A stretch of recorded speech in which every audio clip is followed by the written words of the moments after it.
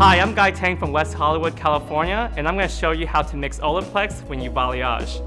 So I'm here with my client and model, Alyssa. Obviously, she's beautiful. Take a look at this. I mean, her colors were already pretty, but I say why not bump it up a notch? Give her some contour, some more motion. We are in LA, so I want to give her more movement.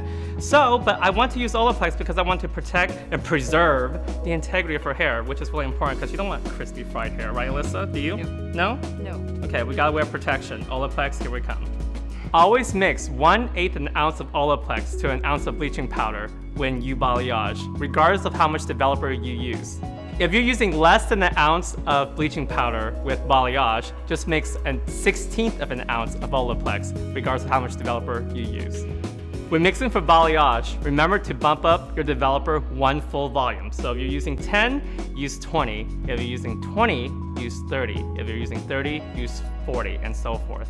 I am mixing 1/2 ounce for balayage with bleaching powder with the scoop. I'm gonna drop it in there like so, okay?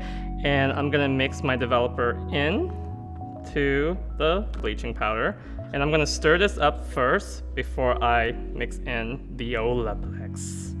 So make sure this is thoroughly mixed, like so.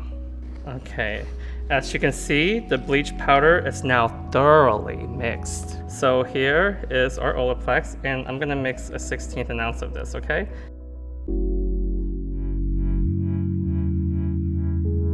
I'm gonna pour that in.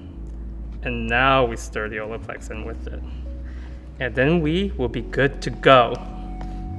All right, so I let Alyssa process for about 35 minutes with her balayage lightener in her hair. So after that has been processed, I rinse her hair out, make sure everything is gone.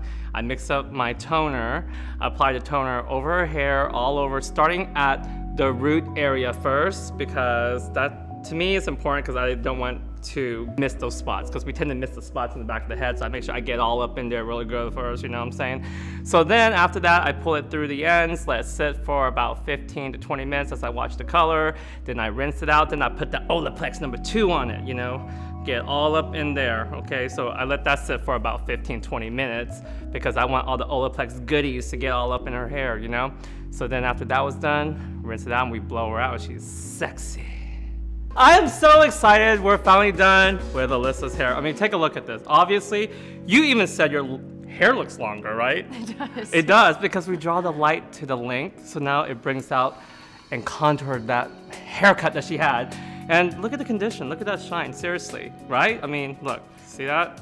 I mean, it's because of Olaplex, seriously. I actually use 50 volume because normally I use 40 volume when I balayage, but we had to up it a notch. You know, when you use Olaplex, you gotta bump up the volume of developer. So I use 50 volume to create the 40 volume result, as you can see. And look at that tone. We're gonna spin her around so you can take a look at the tonality, okay? Okay. I didn't want to over curl her hair because I didn't want it to look too done. I just wanted it to look beachy, messy, because we are in California, so we want that tousled beachy look. So I'm gonna shake it out here.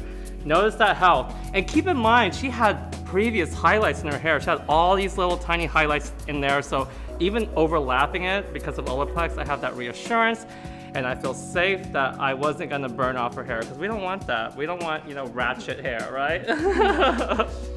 So now you don't look like a basic bee anymore. Now you're hot. Well, you're hot before, but now you're extra hot. Thanks, Olaplex.